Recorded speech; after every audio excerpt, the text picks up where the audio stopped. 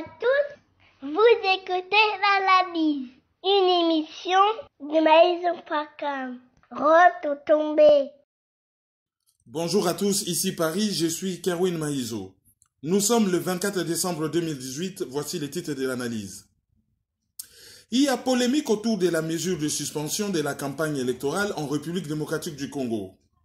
Et puis une émission de RTBF, la première, vient de démontrer que la machine à voter n'est pas qu'une imprimante. Et d'autres sujets de l'actualité. Alors, batata bama bandeko, mbote, lelo, lisusu, nazali ngai moko pona ko présenter les bino émission Oyo Analyse, pona ba membre misusu équipe bazali très occupé, ndenge zalaka souvent, na mois de décembre surtout, na journée à le 24, yangwana lelo na kozala ngai moko. Alors, avant to ban analyse ya lelo, na ko yebisa bino kaka que week-end oyo le 22, tozalaki na Mulhouse, Mulhouse ezali na Alsace, na Est ya France, pona masolo oyo etali événement moko caritative na compte ya association Rafa.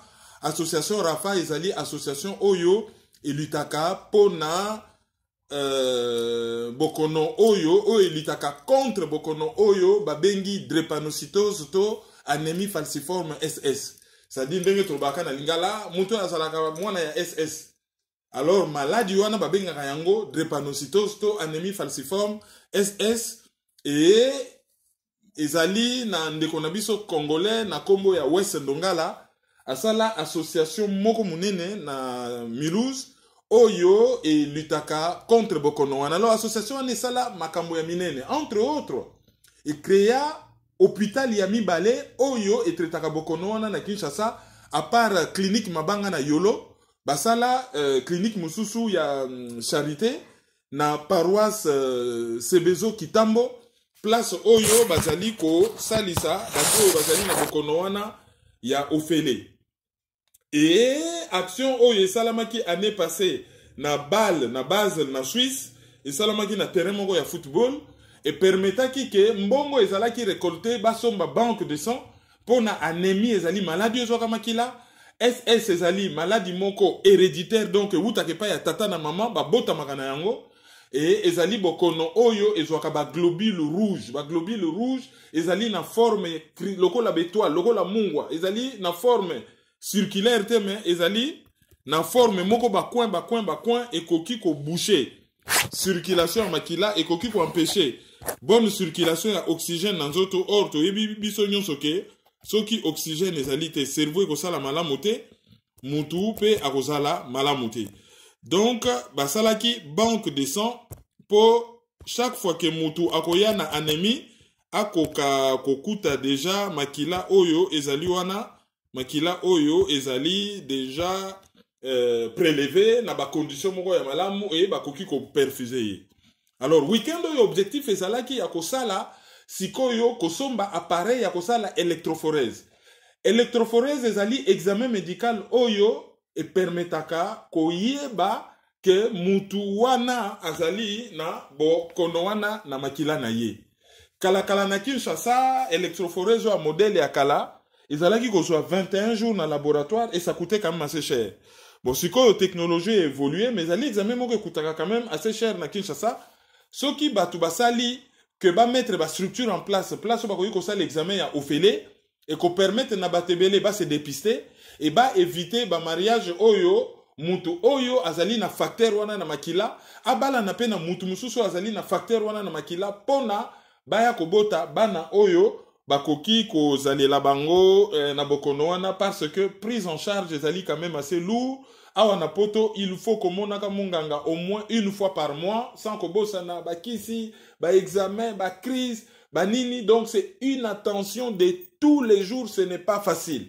Alors, na kati événement na oyo et salamaki samedi, ce qu'il y a de positif, c'est que bon, quelques structures économiques, moi, ba société na biso, hein, sur place na Mulhouse va se mobiliser qui.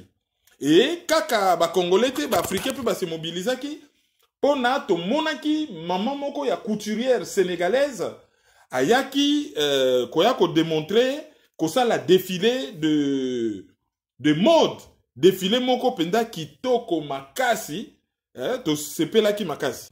Maman oyo ya sénégalaise ya Lena Fashion, soko kei na chaîne YouTube, bokomona défilé de mode, vraiment ayebi ko sublimer bilamba et asalaki bilamba ya kitoko et défilé zalaki kitoko.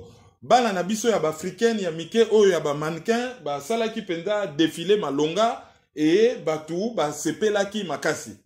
To monaki pe ba artiste na biso par exemple bayaki ezalina artiste mon atelier de peinture pe salamaki eza même na artiste moko, j'oublie encore son nom là, na ko me rappeler ce qui était na opé sabino komoni na analyse ekoya asalaka ba œuvre d'art na ba pneu de récupération ko mona ba tableau ba kiti ba pouf ba biloko moko l'air à décorer ngo l'air à peindre likolo, c'est d'une ingéniosité mais soko talo lobi wow hein ayaki wana et puis bana basalaki ba atelier de peinture et soirée moko makasi et salamaki ezalaki animé par journaliste Afrovision Blaise Kapampi.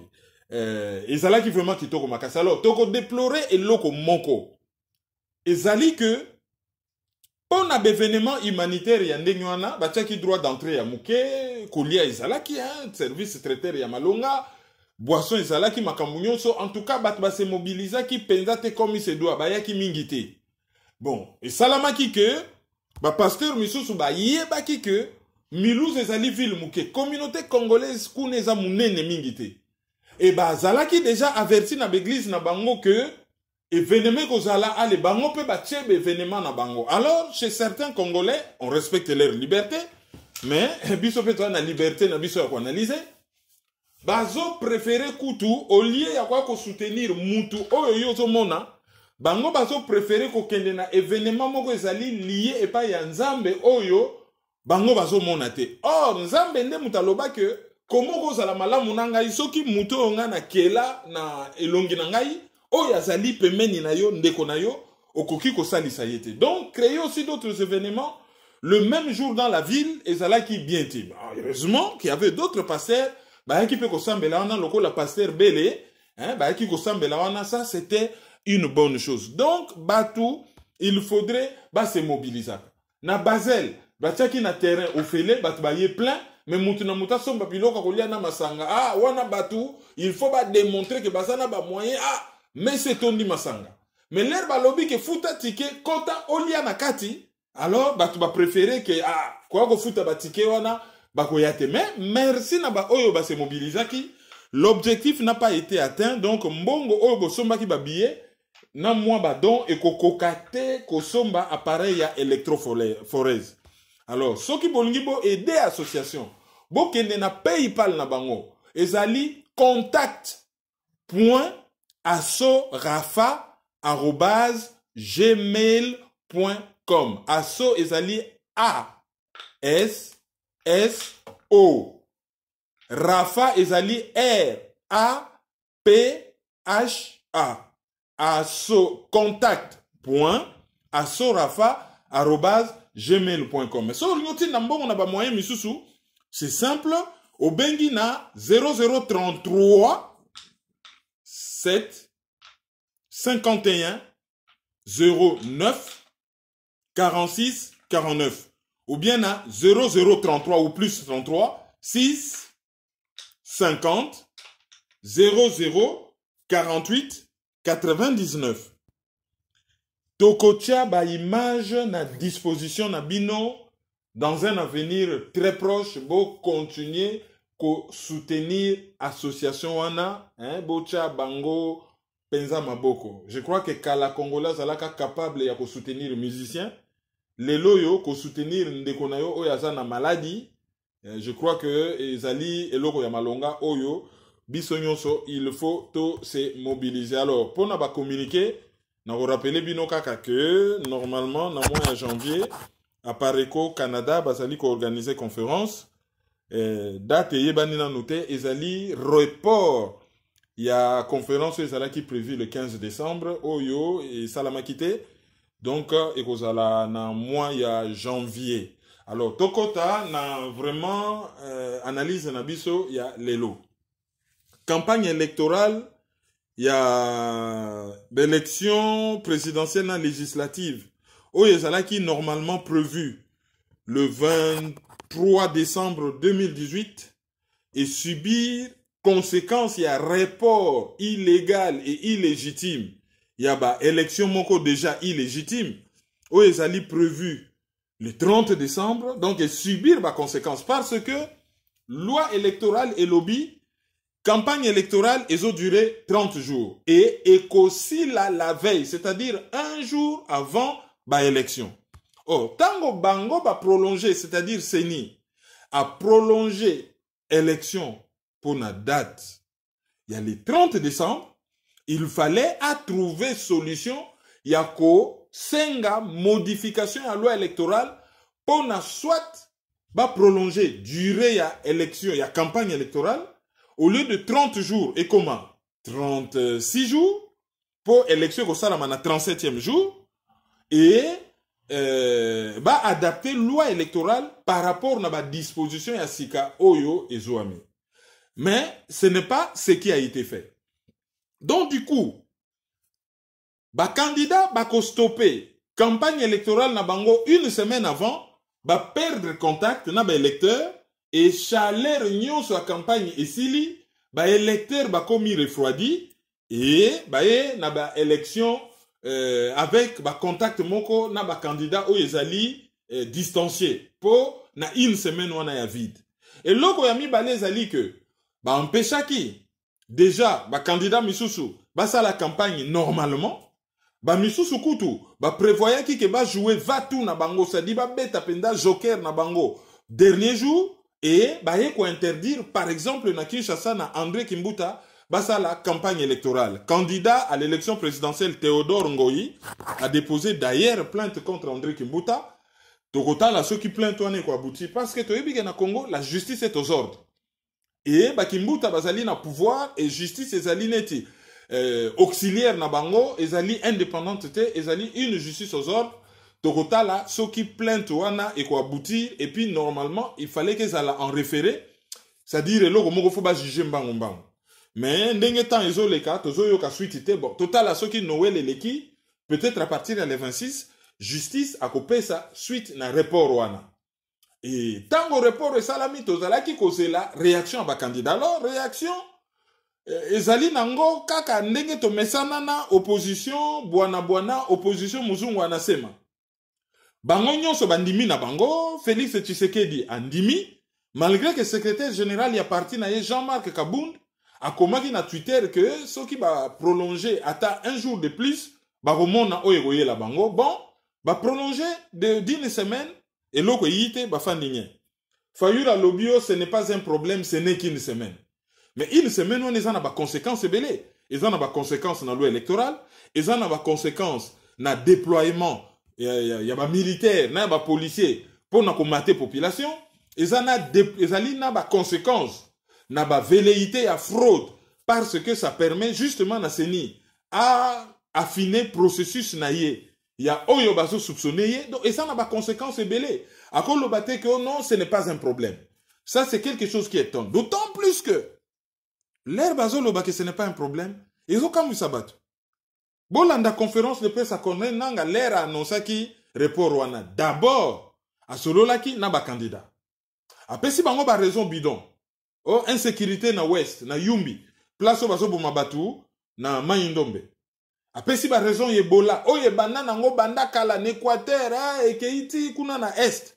A se servi na ba raison. Après si raison, il y a incendie à dépôt. Il y a seni mais ba exiger tes résultats enquête parce que ba source belé ba solo ba que dépôt eziki y compris un expert français na France 24 à lobby dépôt eziki mais nulle part ba moni ba débris ya ba machine calcinée, ba machine ou etumbami. Ba lobi 8000 fait ba fongola dépôt ba ko lakisa machine ezali électronique ce qui est ko fondre ba ko kuta ba ndambo eza quand même 8000 il fallait ba lakisa et loko mokote et monani y a rien et loko mokote monani donc ba lakisité résultat enquête eza nini pour na Congo les enquêtes n'aboutissent toujours pas ba lobi loko mokote mais a évoqué comme raison bango ba koti na réunion ba yeko bima ba lobio ba ko se concerter ba ko aviser mais tu remarqué que ba candidat oyo ba yebani makasi oyo bazali na probabilité o bazali ba les plus populaires disons bandimi na bango comme ça, comme lettre à la poste. Et Corneille Nangaa Lerazo annoncé les bateaux qui va reporter l'élection à lobby après concertation avec toutes les parties prenantes. Na yebisa kibino, et c'est dans la loi électorale que la décision nyonso na seni ezwamaka à l'unanimité. Unanimité ni koloba batu nyonso esengeli bazala d'accord. Et ba propos ya Corneille Nangaa wana toyoki nulle part kezali démenti. Nulle part. Donc report wana on suppose, sauf démenti public ou ba désavoué Nangaa publiquement, sauf désaveu public, on considère que décision qu'on reporter l'élection ezali décision moko commune oyo Nangaa a joué mon côté. D'ailleurs la loi électorale le lui interdit. Ndenge azwaka décision à machine à voter na bango nyonso, ndenge pe ba décider report à l'élection na bango nyonso. Et ça déjà na ba candidat monsieur Samike ba komela ki déjà soto bengi Mike, c'est un peu moins populaire, hein? Ba komela ka déjà Nangaa par exemple à reporter l'élection. Mouto à tenir ba propos clairs sans embâche. Ezali madame Ifoku Mputu yende à tenir ba propos clairs sans embâche par rapport na report wana. Alors, décision ya zui. Ce qui tolandi na Top Congo FM, Félix Tshisekedi a lobby, bien que yé moko na affiche na ye a commis Félix Tshilombo Tshisekedi, mais ce qui bo bengi Tshilombo, bolingo kunda kombo na ye. Hein? Mais, ndenge tozo mona na mikanda ya seni, ezo bima Félix Tshilombo Tshisekedi. Bon, tokoloba Félix Tshisekedi. Aloba ki na Top Congo FM que yé a ko continuer campagne électorale. Bon, toujours là, ce qui a continué, et ce qui peut a continué. Pona, makambu ya Congo, ezali, Kabila na kanae bazo beta mbonda, les autres bazo bina et ils obéissent à l'œil et au doigt. Martin Fayulu ba maîtriser kuna na kinkole, ce qui va aller, fanda awa ba maîtriser et c'est bon. Coucher, ba lalisie nye, afandi. Ce sont les autres qui décident. Bato bazo landa bango bele wana, on ne sait pas ce qui bango nyonso basa enrôlé. On ne sait pas ce qui bango nyonso basali majeur. Basali bato bakendo voter. On ne sait pas ce qui basali en règle pour nous voter. Mais batouana normalement, il fallait avec impulsion. Il y a ba candidat na bango, il y a ba leader na bango, ba établir rapport de force. Ba mema seni, ba mema kimbuta, ba mema ministère de l'Intérieur, ba respecter droit ya ko battre campagne librement parce que na période de campagne électorale ba koki kocha batu les bâtons dans le roue T. C'est ça la grande question. Mais ndenge ba prolonger donc bazo violer na bango loi électorale, ndenge ba interdire, c'est-à-dire André Kimbuta a interdire ba meeting, azo violer na yepé de loi électorale. Pendant ce temps, à interdire yango, mais Henri Mo va se battre na campagne na calmement, ba ko prétendre que c'est législative. Mais quelle différence entre présidentielle et législative? Nyonso eko bimisa ba foule, nyonso eko bimisa batu, et danger wana bango bazo banga que y a insécurité, danger wana et comment mite que insécurité quand na campagne présidentielle. Insécurité kozala selon bango chaque fois que mutu azo mobiliser foule. Alors comment expliquer que ba interdire ba Martin Fayulu ba Félix Tshisekedi ba continuer ko battre campagne et pendant ce temps Henri Mova Sakani azo continuer ko battre campagne na calmement. Ça aussi c'est une question.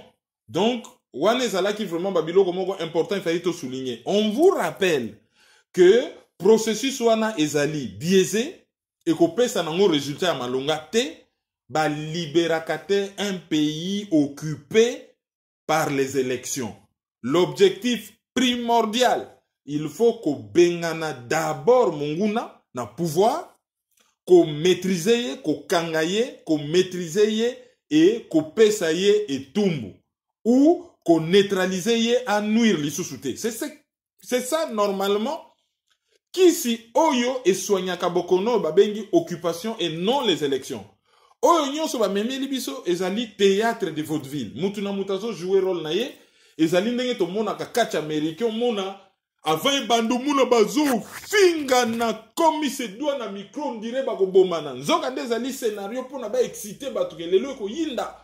Allez, bakoya bino bofuti batike bokoti ebele bango bazubangindi na bambongo na bango après combat bafingani ale bakanelani bapesani rendez-vous na sima ale bino pe boluki lisusu mbongo mpona bokendo ta la suite nzonga nde bango bazosala mbongo baza na scénario établi et bazo jouer rôle même ceux qui coupent eza na sima oui mais quelque part il y a un côté spectacle.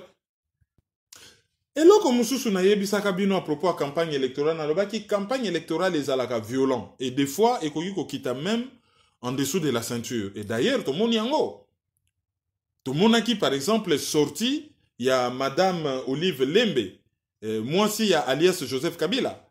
Tout le monde qui campagne ba sorti na ye, tout le monde qui ndenga zala ko battre campagne pour na candidat Chadari, to lobela ka une émission eleki et tout le monde ici ko retour. Bat ba répondre na ba réseaux sociaux ti ba kei ko salela ye nzembo parce que ba propos na ye sur bateau ba bala ba paya et chokaki bon après les razai ko dénoncer ba candidat oyo ba kenda kolia ou ko lembo la sanya mobali na ye ça dit ba o ba toucha ba mbongo on voit vraiment que azana ba dossier et que bon il y a bateau yo bango bazo viser bazo menacer et je crois que ce qui campagne électorale est continuée il y a un risque que ba déballer babilo comme sur la place publique pour na ko gêner certains candidats bien que ba candidat wana bango moko bakotala jusqu'où ils vont ceux qui bazaka na kati ya scénario ou totia ba scénario oyo bango ba établisaki ba okena bango tina sukate mais ceux qui tentative ya dérapage ba comme mona ki moto yo akoki ko échapper biso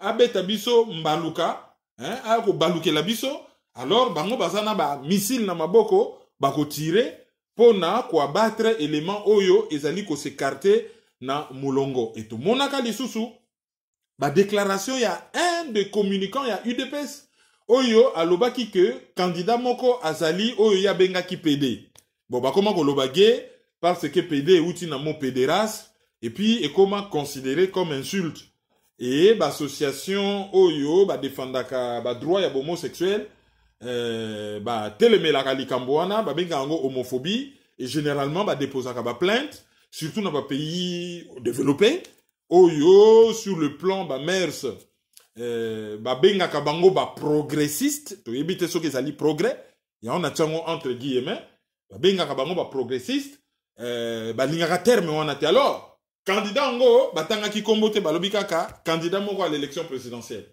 et to moni PPRD a emboîté les pas dans tweet et mutumoka zolobake donc Pierre Kambila ya PPRD a lobby que biso tozali na pays moko oyo bat bazali ba chrétien et yé akoki kondimate que azala dirigé par un candidat oyo azali PD et débat sikoyo ezala ki kosalama un peu na niveau wana mais la question qu'on se pose pour na IDP ça s'attaquer na mutu c'est que mutu wana azo menacé oyo bango bazo considéré comme victoire assurée ya leader na bango oyo bazo considéré comme étant un homme très populaire et c'est vrai qu'il est très populaire est-ce que par rapport à l'élection oyo c'est lui l'homme le plus populaire ça c'est à mettre dans la balance parce que popularité a failli le Leki Makasi donc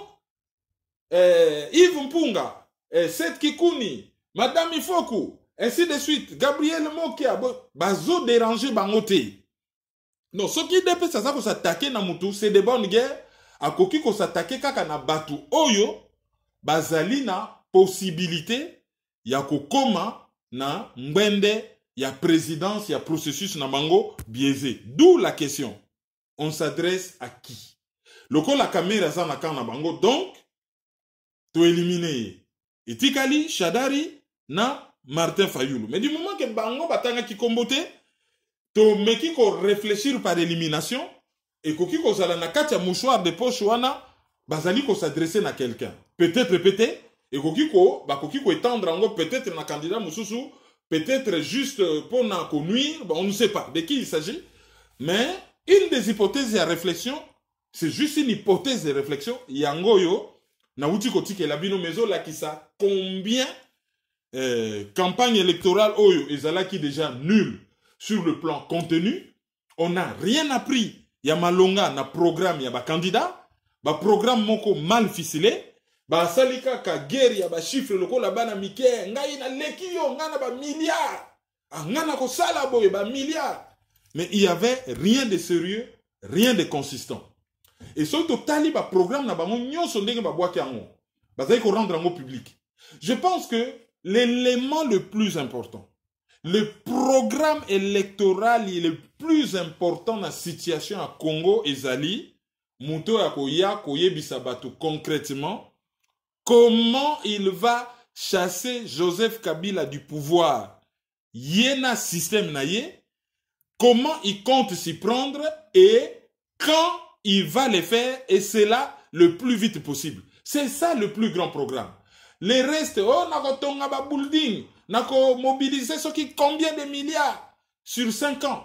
Tout ça, c'est de la distraction. Ezali, on dirait, Liboke ya Muninga, Osombeli yango kwanga. Liboke ya alias Joseph Kabila, akangi Congo eza na maboko na ye, eza liboke na ye. Alors, batu nyonso bazo sala ba programme, nako tonga banzela, nako bongisa ba barrage, nako cheta des droits, ngai, Congolais kolia malamu, éducation kozonga, batu wana nyonso, ezali nde babengaka na français tirer des plans sur la comète. Boyebi astre o etambolaka na likolo comète. Okomona ngo ye pesi mukila moto elimo nango lokolo étoile filante. Yo nde rozo sala ba plan na oka na kotonga ndako na comète. Yo komona ngo wapine ti comète de aller et yaka une fois tous les 70 ans ou tous les 80 ans. So rozo sala na ba plan na yo, ezali ba plan moko et ko se réalisa kati. Donc ezali utopique, ezali ko tirer ba plan sur la comète. Que quoi ko battre campagne électorale mais ba levier nyonso ya pouvoir ezali na maboko ya aka Joseph Kabila et na yebisa kibino que muto ya ko bima candidat ezali mutu oyo quand ya Joseph Kabila ba poniye soki ezali Shadari ba ko ponaye pona basala oyo un spécialiste abengaki na France 24 à lobby nde ba lobaka les tango c'est dans de à lobby wana peze zalaki tango te mezalaki rumba congolaise en mode Poutine Medvedev. Ndenge salamaka na Russie, Poutine a zongi neka premier ministre Alexis Medvedev liboso et après a chauffé kititi allez Medvedev aiko zonga premier ministre Poutine a zongi président. Alors et aux anonga ka Shader Aleki alias Joseph Kabila bombani nase et le moment venu à bondir à récupérer pouvoir d'ailleurs à annoncer na interview oyo a pesaki na BBC et à annoncer na interview oyo a pesaki na agent. Deuxième possibilité, ezali que soki Félix Tshisekedi aleki, c'est-à-dire bango ba décider que yé aleka pona ko sauver pouvoir na bango, ndenge balobaka ça passe ou ça casse. Quand la population comme makasi, ba lekisi mais ba s'arranger derrière ba contrôler imperium. Ba simbi service à sécurité, ba simbi police, ba simbi armée, ba simbi renseignement. Ba simbi circuit financier nyonso banda na banque centrale ti na ministère ya plan ya budget ya finance ba yeko simba lisusu diplomatie nyonso sans ko compter que ba s'arranger ba contrôler économie et ba ministère mususu cléneti intérieur jeunesse et tout ça nyonso na maboko na bango et Congo s'est retrouvé avec un président de Pakoti oyo musala na ekaka babwaki mapo muna na mayanjila le yake yiko inauguré babeteli maboko atelengana na cortège na ye aza na ye na pouvoir te elo nyonso avant ça là na mulili atunaka ba o ba rochaye na pouvoir et cela est aussi valable pour Martin Fayulu oyo soki aleki na ndenge ya ba urne na processus biaisé wana c'est que ezali volonté ya camp ya Joseph Kabila à moins qu'il y ait des émeutes et à la fin de ces émeutes-là, n'est dans mon boule bimina l'élection,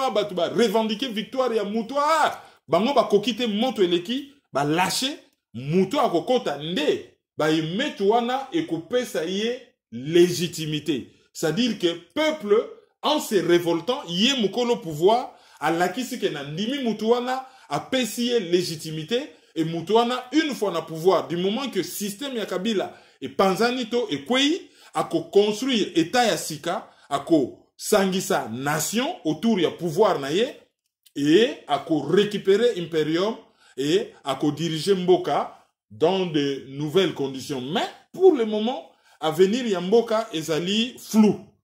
yango wana tobosana te eza pe na bana mboka o bazali libanda o pe bazo raisonner autrement, c'est-à-dire ko stopper pe kaka système wana par ba moyen oyo ezali reconnu historiquement, oyo salama historiquement, et oyo ezali reconnu d'une certaine façon par ba texte nyonso, charte des Nations Unies, na constitution, document ezo servir de constitution na République démocratique du Congo, notamment l'article 64, il y a constitution, il y a le 26 février 2006, oyo et pesi congolais nyonso ordre à telemela, sous-entendu par tous les moyens, mututo groupe ya bato bakamati mboka, bazali komemango na nzela ya mabe, to ba résolution à Nations Unies, to charte à Nations Unies, oyo ezali ko consacrer droit à l'autodétermination du peuple.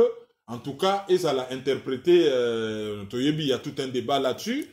Hein, émission et ça la magana lingala, des fois to soka moi ba raccourci, moyen to kende techniquement tina soukate to ko perdre batu. To yebi ke ba juriso bazolanda, des fois ba mendenge nini abetiango na nzela mukuse boy. Oui, il y a pas d'autre solution dans une émission aussi courte et pour des raisons pédagogiques, hein, to zui nzela mukuse mais droit à l'autodétermination du peuple wana pe to koki ko sala ngo ba développement na ba développement, il y a des choses à dire. Mais enfin bref, ce qu'il faut retenir que les OP sa peuple congolais droit ya ko telemela mutu nyonso yo alinga sakana na souveraineté na ye. Parce qu'en tant que nation, en tant que peuple, forme la plus aboutie. Il y a principe on est autodétermination de peuple les alliés, peuple na peuple, il faut à protéger, à garantir souveraineté na ye. Donc, bato yo bazali pe libanda bana mboka misusu pe bazo luka ba solution misusu. Et il n'est pas exclu que mois de décembre, oyo ezala oyo tobengaka une nuit de long couteau. Et aboutir na situation moko oyo ekozala déplorable, mais peut-être salutaire après, qui sait. D'où l'élection ekosalama le 30 ou pas.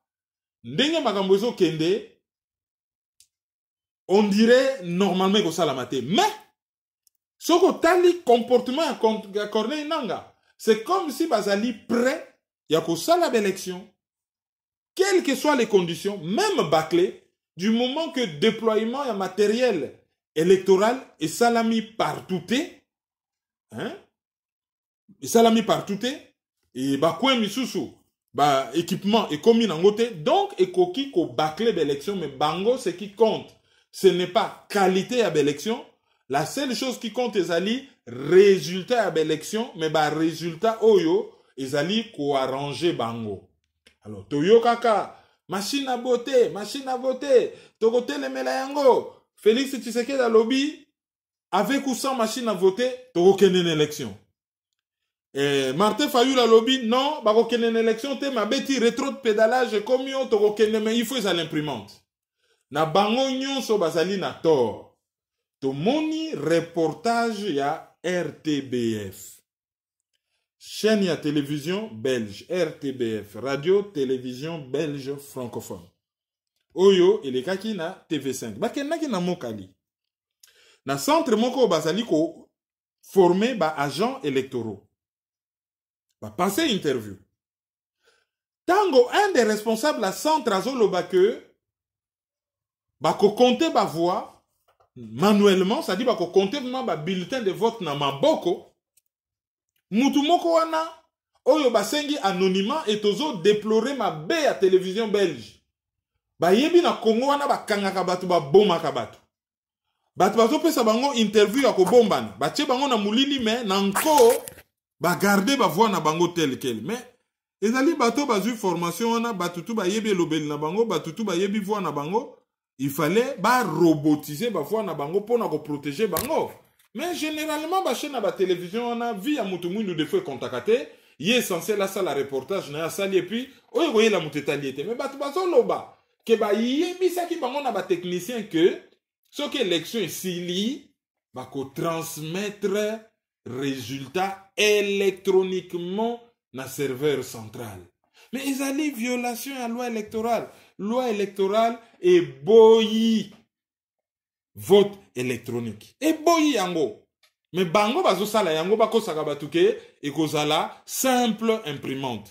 Na yebisaki bino na lobby Westminster House for Democracy. Bayaki na kin. Basengi ba expertiser machine wana. Gouvernement a boyi. Ils n'ont rien à cacher. Mais ba bombani na sima souveraineté ba boyi. Bazuka ka fiche technique ba pesi. Basali bango 15 recommandations. Les 15 recommandations wana batika la kosali la yango te.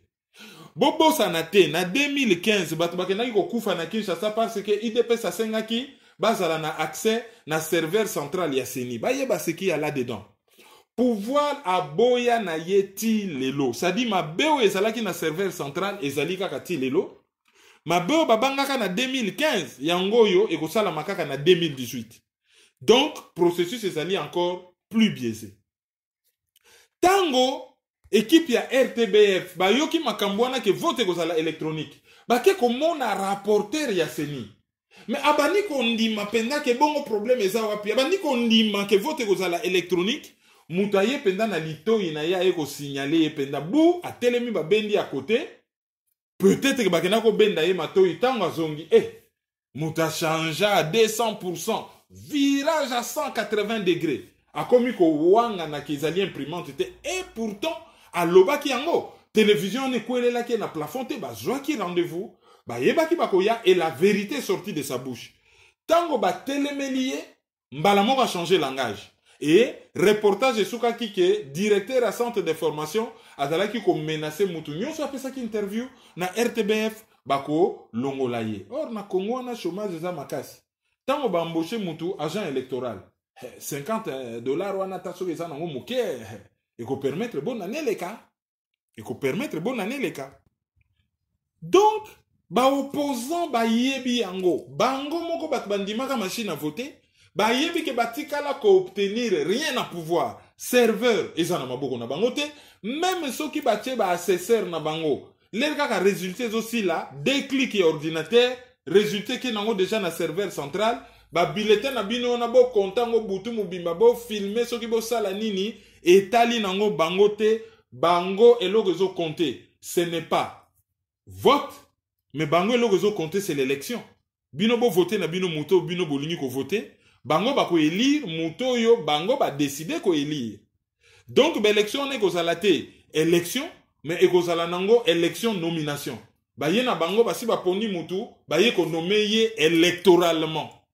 Donc, ba se servir na l'élection, pour na ba nommer mutu et ba pako la population buzoba.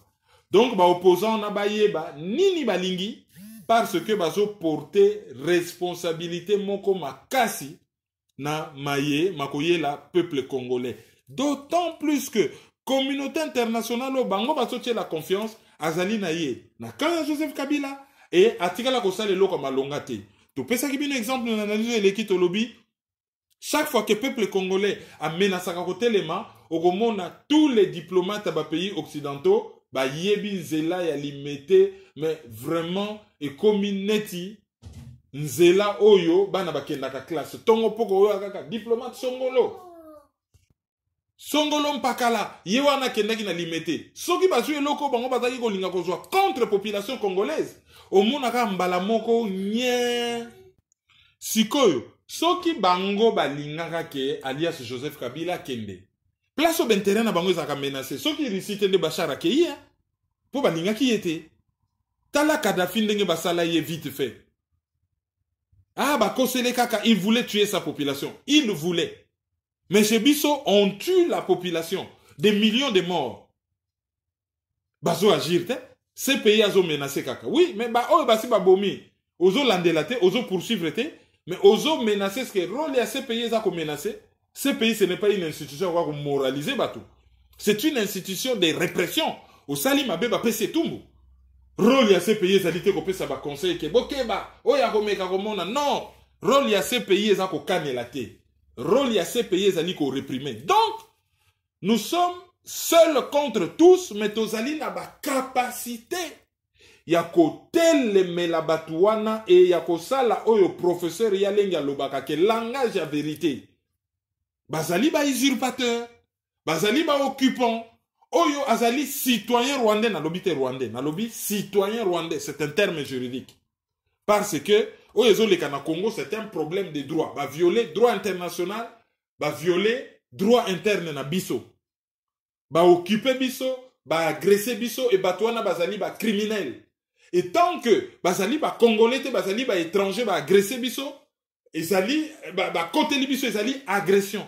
Le fait que bazali ba étranger tozo juger qui est étranger na bango te sur le plan sociologique, mais tozo juger qui est étranger na bango comme un des éléments importants pour na ko qualifier infraction oyo ya agression basali libiso. Yango na tozo employer terme ya citoyen rwandais à ne pas confondre avec un rwandais. Enfin, na Congo, il mène sa vie, il est marié, il fait ses enfants, il est enseignant, il est homme d'affaires et tout ça. Wana, lui, n'a pas de problème. Lui, c'est un Rwandais. Oyo, azo rempli ba conditions qu'on vivre na Congo. Mais un Rwandais qui agresse le Congo, ben, azali, un citoyen rwandais qui agresse le Congo, azali ko violer, ba loi nabiso, et azali ko violer droit international, et il faut ba punir comme il se doit par rapport à la loi, et loi ils ont autorisé biso to mettre hors circuit. Donc voilà. Débat baso meme la batouya ba élection. Ah, oh il fallait qu'à de Genève te. Ah ba kosa kabiso. Débat waneza faux débat. So qui ba meme kabiso na processus biaisé à élection oyote. Nde masolo kutu ya Genève, Nairobi, oh ba kosa ki mutuboye, oh ba sala ki mutuboye. Nde makambwana nyonso ebima kutute makambwana nyonso ezali mwana ya mama na likambo processus électoral biaisé. Il faut nde to bima même na débat wana ke débat ozobeta tout ça ben soko ozali occupant oyibinda kwa batu obotolinda kwa batu discussion ezali okozongisa ndako kan discussion ezali te ke ate to beta no masolo ndeni ko koma ndako. Non, ça n'a rien à voir. Il faut d'abord qu'on résoudre le problème ya occupation. Même campagne électorale, Tozali n'a qu'à analyser parce que c'est juste, ça fait une partie de l'actualité. Mais normalement, bon, ça ne sert à rien. Nyoswana ezali distraction de mauvais goût. Alors, à propos de la campagne électorale, il faut souligner le Romoroboy. Bon. Ce totali RTNC, c'est à vomir. Hein? Et combien nango, église au coin du village, hein? La radio, y a PPRD, radio-télévision privée, y a PPRD, et ça nango, radio-télévision nationalité, et Batou, Bazo, Senga, rien. Alors, totali PM, hein? Haute autorité, y a ba média, bon, toujours comprendre l'attitude n'a été. Apparemment, ba komela ki ba candidat ba ya débat ba ko présenter programme na bango na miso ya batu maintenant par un débat télévisé, c'est-à-dire ba atteindre batu par les masses médias. Ba komela bango et ba candidat ba prometa ba miso ba prometa ba koya ba miso ba répondre te mais ti lelo sans suite et haute autorité ya média na ba organisateur ba insistate. Mais to mona Martin Fayulu a sengaki débat public.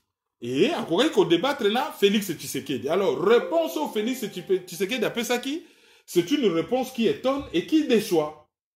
Mais, hier, ils ont préféré que nous ça la campagne électorale na solana batu, mutuna mutakoya ko loba, mutuna mutako préparer ma loba na ye, problème ezali à convaincre la population, ezali à ko la biso na bisote. Mais, il vit dans quel monde? Ba coutume électorale dans le monde entier, ils disent que batu bale kaka na débat. Débat, vous discutez te bino na bino. Mais vous allez convaincre les lecteurs. Il faut batu ba yeba. Batu ba se déplacer na ba meeting te. Ba yoka de votre propre bouche. Programme électoral na bino ezali nini. Projet de société na bino ezali nini. Et ba mon na bino na environnement oyo bozo débattre. Les bazo tindika mutuna ba retranchement na ye.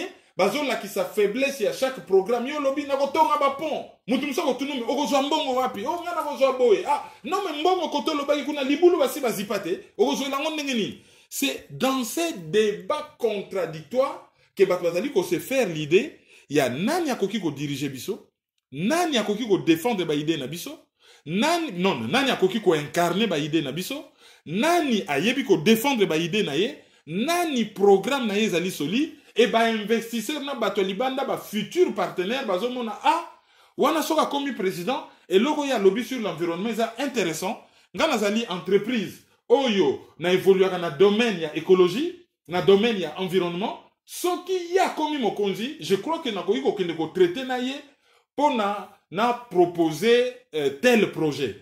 Donc le fait ndenge a balayé que loko wana na ba argument après ça qui ça faisait c'était pathétique voilà. Mon mutu spécialité o baloba na lingala mawa. Et tout à l'heure qui interview na Top Congo FM. Une chose oyo toko yeb o toko ki koloba par rapport à ça kaka yete mais par rapport à la plupart des candidats ils allaient tout simplement que mutu so azo ke na radio surtout na période de campagne électorale les allaient blaguer. Les dossiers ça se prépare. Au fali équipe na yo. Au lobby bon sur le plan juridique nazo ke une émission ba ko yiko tout nangani conseiller juridique à lobby report il y a élection ils allaient ko violer loi électorale. Tala ba question ba ko yiko tout na yo tala ndenge ko ki ko répondre. OK. Bon, pour un dossier politique, bah accord par exemple à Genève, bah conseiller politique, à bimisi bah question à préparer réponse na yo. Et sur le plan économique, bah nini. Sur le plan social, bah nini. Bah conseiller nyonso bah sali bah fiche bah préparer sous la supervision, il y a conseiller en communication. Yesi quoi à ramasser wana nyonso à préparer candidat là. Batama yele ba prof du niveau bato ma yele ba penseur le rôle là ba Jean-Luc Mélenchon ba zalaki na ba idéologue na bango na mone mission moko na idéologue Jean-Luc Mélenchon kufa na âge soki à 36 ans soki 40 ans mais yé avant ba kende mission ba zalaki ko débattre ko préparer chaque sujet chaque ligne.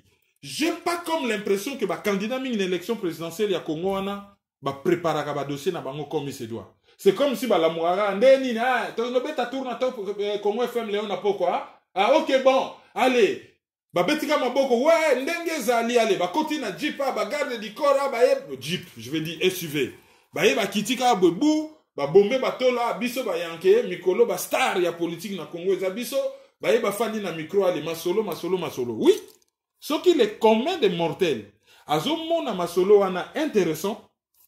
Biso ba misusu batumatoi ezali exercer ezo sala biso deux fois mawa et tozo trouver ba attitude misusu ba propos misusu pathétique.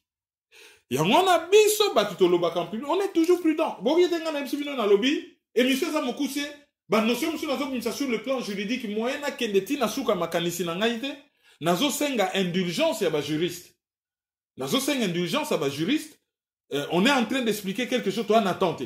Mais par contre, pour un candidat à l'élection présidentielle, il faut être capable, na tant mouké va pessier, va propos na la juste, la pointu, va sentir que contenu ezali, va sentir que azali préparé. Quand par exemple, Félix Tshisekedi va dire qu'il ne se vengera pas, pouvoir na ezali, pouvoir et vengeance était, à cause de venger contre Joseph Kabila. Mais azo confondre la justice, au sali mbeba, ba sambisio, pona ofuta mbeba oyo sali ozonga na mulongo na vengeance. Vengeance ezali au sali mabe, au leba leka na justice c'était aller mutu a sali justice personnelle. Vengeance ezali justice personnelle. Mais tandis que justice ezali ko respecter loi, ezali ko respecter droit, ezali ko respecter droit de l'homme, il faut ezala contradictoire, ozala na possibilité à côté défendre, hein? Ezala équitable, ezala juste, ezala neutre, et remplir ma condition mon koboy. Dans une même émission, on ne peut pas dire qu'il n'a pas défendre l'état de droit, et dans la même émission, on affirme au lobby, ngai n'a comme venger te. Mais qu'est-ce qui fait l'état de droit entre autres? C'est justement la justice. Parce que rôle la justice est alignée. Comme ça là que le droit est au-dessus de tout, primauté du droit sur tout. Dans le domaine de code de la route, c'est la loi. Il faut respecter le code de la route. Oh, bazosenga, mpako. Mpako, ils ont une loi de finances. Il faut qu'on respecte yango. Avant Obima, Namboka, il faut aller na passeport. Ils ont loi. Il fallait qu'on respecte. Donc on ne peut pas parler de primauté des droits, n'avoir votre état de droit et confondre justice na vengeance. Oh, bakosala Joseph Kabila, ce n'est pas de la vengeance, c'est de la justice. Soka sala ki mbeba, il doit répondre na ba mbeba na ye. Voilà les quelques éléments. Oyo, to crois que ça par rapport à une grande interview, il y a Félix Tshisekedi na Top Congo FM. Oyo, il y a Martin Fayulu.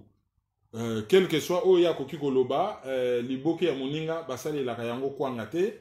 Donc, ye akoki na Koloba, Mutazo Betambonda, ezali Joseph Kabila, bango bazobina. Et le comble, c'est que ye sikoyo, malgré popularité zanango, derrière lui, c'est Jean-Pierre Bemba, derrière lui, c'est Moïse Katumbi.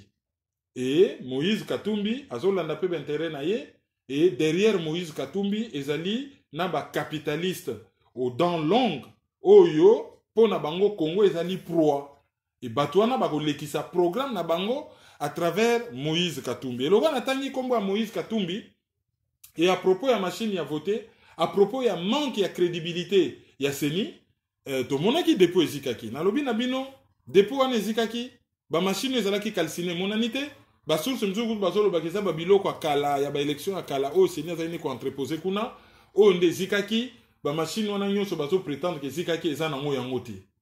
Et tout mon article moko signé par Hubert Leclerc, il y a la Libre Belgique, azo lobama solo ya témoignage, il y a un des gardiens oyo a gardaka dépôt wana na pokwa, a lobio garde républicaine penza et yakana colonel oyo soki gbagba soki nani oyo amenaka baction ya koboma bato ya kabwina safu ayaki wana na butu alongoli bango na dépôt amemi bango na camp kokolo et bango bayo ko apprendre que au dépôt eziki donc bazo accuser garde républicaine mutu eziki saki dépôt ça peut être vrai bon, sauf que journaliste wana a perda crédibilité basi ba mona ye bras dessus na Moïse Katumbi na kata jet ya Moïse Katumbi ben après est-ce que ezali article moko oyo ezali commandé te.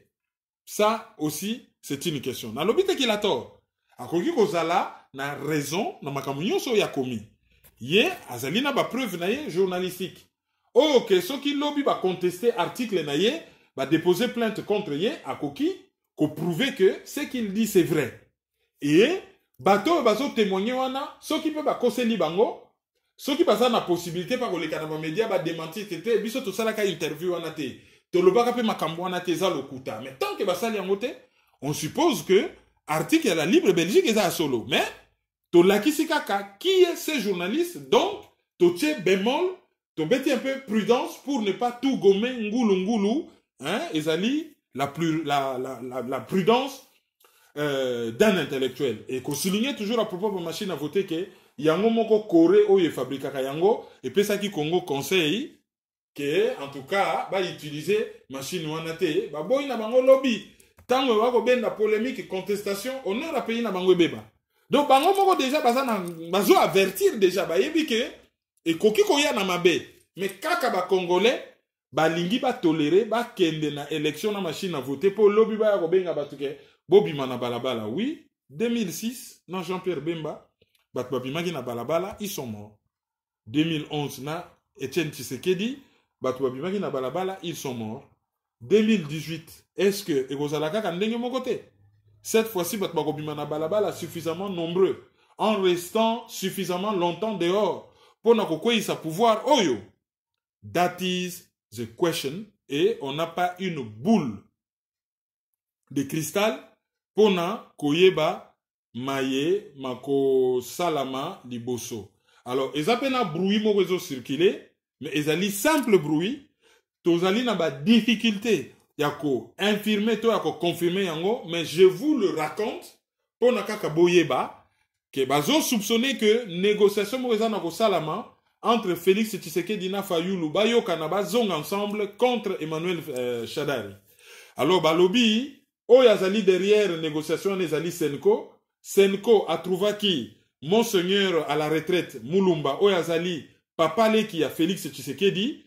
Ba trouvé ba lobby yebisa mona na yo vraiment biso Senko tozo solo la bien na Fayulu aya ba yoka na Fayulu et ba meka ko sangisa ba programme ba meka ko cha ko zongelongo et que ba négociation et ko la mener na cardinal Monsengo. Ils ont circulé sous le manteau. Je ne peux ni confirmer ni infirmer, mais ezali information moko tokolanda et ce que ça verrait tokozongela bino. Mais ce qui ba yokani na Fayulu na Félix Tshisekedi bazongi ensemble. Tant qu'il y aura un fichier électoral corrompu, tant qu'il y aura la machine à voter, tant qu'il y aura Corneille Nangaa à la tête Yasseni, et tant que Joseph Kabila décidera de ne quitter le pouvoir qu'une balle dans la tête, au lieu de quitter Yango démocratiquement, quel que soit le nombre de bateaux bakosangana, même le 20 autres candidats basangani bango nyonso contre Emmanuel Shadari, mutu akobima président, ezali mutu oyo Joseph Kabila a décidé que akoma président, et c'est là oyo akoki ko arrêter ezali kaka ba patron na ye oyo ba tchaki na pouvoir ba occidentaux. Or ba occidentaux ba tchaki na pouvoir pour une mission, ba brader RDC. Ce qui mutu a remplacer, a continuer à jouer rôle wana bazana ba garantie a continuer à garantir l'intérêt na bango et ko brader RDC. Alors dans ce cas, mutu wana ba ko sala de telle sorte que yende a bima. Voilà les quelques informations oyo tokokaki ko analyser na journée il y a le 24 décembre 2018 ezali veille ya Noël tozo tchela bino moi analyse muke à part pona ko présenter les bino ba vœu ya joyeux Noël. Alors merci na bino nyonso ndenge bolandi biso bino nyonso bozo faire vivre forum bozali ba auditeur du jour na biso ya lelo. Ezalina batu oyo na solo là que je crois na Eric Maba azalaka na Saint-Louis, c'est un de nos auditeurs du jour. Batu ma membre union sur l'association Songonzoni bazali ba auditeur du jour na biso, association Bangbandu ezali basée na Zurich. D'ailleurs il faut la signaler bino que association Songonzoni bazali ko remercier Madame Binsamou Marie Chantal de Paris afandi na code postal na bango zali 91 830 91 000 il faut ça là je crois et ça si je me trompe mais on ne sait pas la ville exacte. Donc Madame Binsamou Marie yé Chantal atindaki quelque chose pour na mbongo yo bazotonga école kuna na Ubangi, merci mingi maman Marie Chantal Binsamou na kombo ya association Songonzo. Voilà, tu rejoins quelques auditeurs du jour. Tu rejoins par exemple Maman Mimi Weka. Yécoute azali souvent parmi ma première personne au balanda canalise. Merci Minginaye. Merci na Fatou 1975. Auditeur du jour na biso mususu ezali oyo azali ko signer na kombo ya Lourd Plus. Et avant to kota na kopesa bino ba coordonnées à site, ezali na information moko to bosani na analyse tongi ka to signaler que batu ya UDPS oyo bazali ko sala jeune na bango ya ping pong na batu ya Martin Fayulu bango ba pesaka batu conseil ba lobio bo s'attaquer na Félix te. Sauf to dénoncer ba erreur ya Félix ba lobi non. Félix Tshisekedi babi non, bo s'attaquer na yete la cible c'est Kabila. Mais bango leba s'attaquer na la cible ngo Kabila ba komi ko s'attaquer na Fayulu. Alors mutu nyonso azali proche na Fayulu, il faut ba s'attaquer na et loko les ali parti oyo e bataka record ya ko finga. Alors bazo finga ndenge ba mesana apparemment ba komaki ko finga docteur Mukwege balobi azali proche na Martin Fayulu ale ko finga o ba menaki penza Tshisekediadisme ba ulema na bango nyonso ba lancer fatwa. Bofinga docteur Mukwege. Déjà l'air kaka komaka prix Nobel et komaka neti eloko moko bango mo babenga ngo jalousie na argumentaire na bango. Et komaki vraiment ko loba mabe et Thierry Michel o azali cinéaste proche na docteur Mukwege azwaki pe ba menace a déposé plainte contre l'UDPS parce que à lobby ba voix de fait ba menace a déposé plainte na Belgique contre IDPS bakende ko répondre na ba menace oyo basalaki bango docteur Mukwege je crois na ye par rapport na soutien supposé oyo bango bazo considérer que docteur Mukwege apesaki Martin Fayulu. Or ye docteur Mukwege a signé qui tribune na New York Times azotelé mais la processus électoral. On ne peut pas comprendre que ye mutazotelé mais la processus électoral à soutenir Fayulu. To yebite place ni nango oyo ye a soutenir Fayulu. Soka zalaki mutabandundu banga ba loba ompangi pona ba extrémiste wana ba justifier ki tribalisme na bango ba koma komona ba tribaliste partout. Bango ba la victimisation et là est passé et un aspect judiciaire. Je crois que ça va faire réfléchir certains d'entre eux, surtout encadrement à partir de bango parce que c'est eux qui vont payer la facture. C'est bango ne batbazo perdre. Bango ne batbazo comme discrédité. Bango ne batbazo comme sali.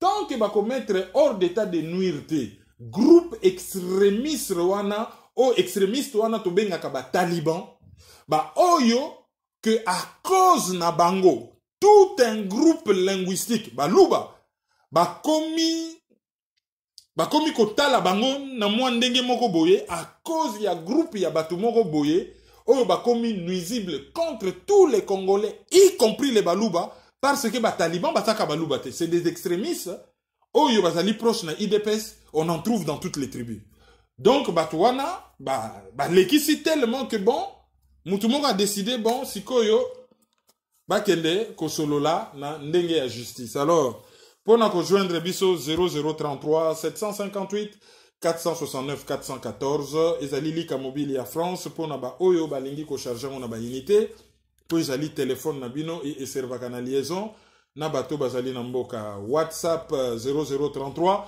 763 55 38 46 PayPal maizo@hotmail.com.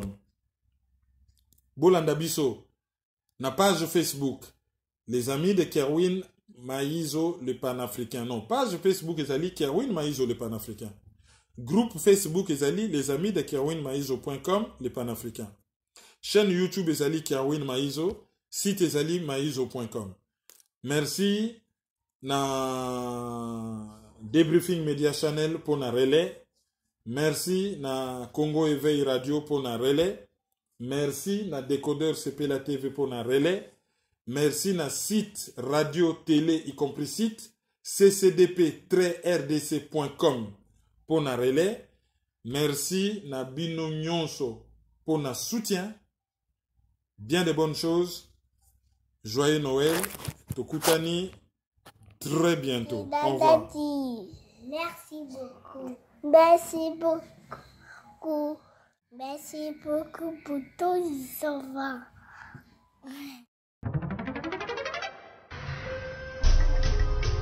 Yo, petit à petit, Kerwin implique Banakin. Fouta ici, fouta par là, fouta autant. Dans les mille qu'on foutait là. Peuple congolais. Yo, qui n'a le toza ba colocataire? Oyo ezali colocataire. Qui n'a le toza ba colocataire? Oyo ezali colocataire. Qui n'a le loto koma ba colocataire? Oyo ezali colocataire. Qui n'a le toza ba colocataire? Oyo ezali colocataire. Donc c'est soutenir. Il faut lutter pour une nouvelle société. Mais pour la lutter, il faut que ça ait une arme, il y a vérité, il y a justice. Tontika le puta, tontika l'hypocrisie. Mbokezo qui est na parti, mbokezo qui est na sans position, la génération na biso bezo coupa, ezo qui est na coupa sans position, sans solution. Mais nous vivons dans les pays un temps de confusion, d'obscurité, de désespoir. Mais nous savons qu'au plus profond de la nuit, l'aurore pointe déjà à l'horizon. Analyse sur la liste.